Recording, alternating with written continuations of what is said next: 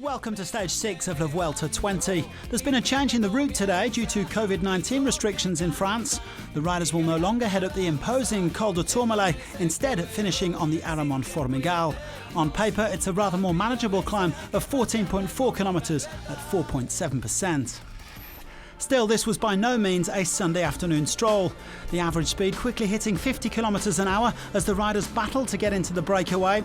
Remy Cavagna was particularly active at the start, and the Frenchman eventually sparked the day's move with no fewer than 23 riders going clear. Among them were the Izagirre brothers, Gorka and Jon, Guillaume Martin on the hunt for the second day running, Michael Woods, Carlos Verona, local boy Jorge Arcas, Dylan van Baarle and the former world champion Rui Costa. So plenty of potential stage winners, but given that Gorka Izagirre, Mattia Cattaneo and Sergio Henao were all within 5 minutes of the race leader, Primož Roglič, they were never likely to build much of an advantage. It was around 2.5 minutes heading to the day's first climb, with Jumbo-Visma pacing the peloton. Guillaume Martin picking up 3 King of the Mountains points on the Alto de Bertralba, having started the day 6th in that classification. Gorka Izagirre then going full gas on the descent, taking a few risks here in the rain, but the lead group were all back together again on the road to the Alto de Cotafablo.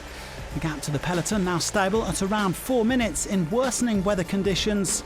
The breakaway knowing that they would have to cooperate if they wanted to contest the stage win. Martin also taking maximum points on the second climb, pulling to within 4 points of the man in the polka dot jersey, Tim Velons. Still a reasonable advantage for the breakaway as they began to approach the final climb. Meanwhile, it was the calm before the storm in the peloton. Gorka Izagirre attacking downhill once again, and he had a slender lead on his fellow escapees as they rolled through the intermediate sprint.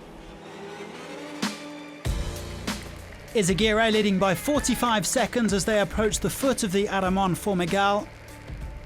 At this point there were 11 riders chasing him, with the peloton still over 3 minutes back. But that gap was down to 15 seconds by the time he hit the climb itself. Meanwhile, a bit further back, things were starting to ramp up in the group of favourites. Movistar increasing the pace. Heading into the final 10k. And now it was looking almost certain that the winner would come from this front group, either Gorka Izagirre or one of the 9 chasers. The riders approaching the steepest part of the climb. The group of favourites now within a minute and a half. But it was really tough going in these cold and wet conditions. Esteban Chaves attacking from the peloton with 3.5k to go. Richard Carapaz and Hugh Carthy were quickly onto his wheel, but Primož Roglič was caught out. Meanwhile, up at the front, Jon Izagirre attacked, the brother of Gorka. The Astana man making the most of the hard work done by his brother and shooting off in pursuit of victory. Roglič set to lose the red jersey as Jon Izagirre closed in on his Grand Tour hat-trick.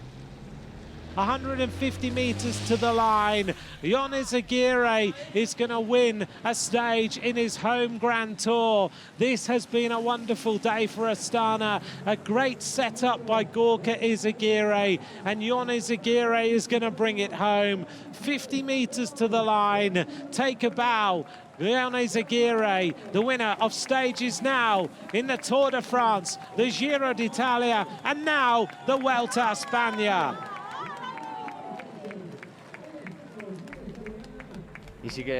Well, it's true that at one point I wasn't feeling great, but luckily my strength came back in the final. I have to thank Gorka for guiding me, making life easier for me. With his help, I was able to finish it off and win the stage. A fantastic moment for Izagirre, while the day's other big winner was Carapaz, the new overall leader. Ineos Grenadiers were ambushed on this climb with Chris Froome in 2016, but this time they managed to catch Roglič out. The Slovenian will be grateful for a chance to recharge his batteries on the rest day.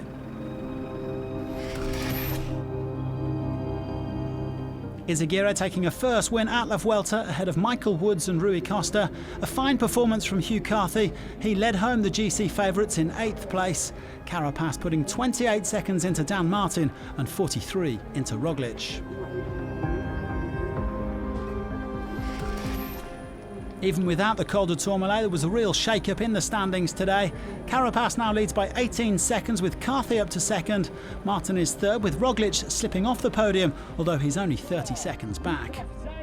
Roglic does still lead the points classification, so he'll be in the green jersey on Tuesday when the race resumes.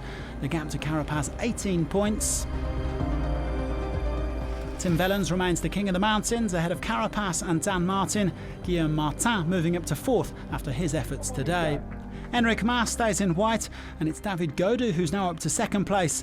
Andrea Baggioli losing a lot of time today. And it's Carapaz who now leads. Everyone will have a chance to catch their breath on Monday's rest day before a bumpy 7th stage on Tuesday.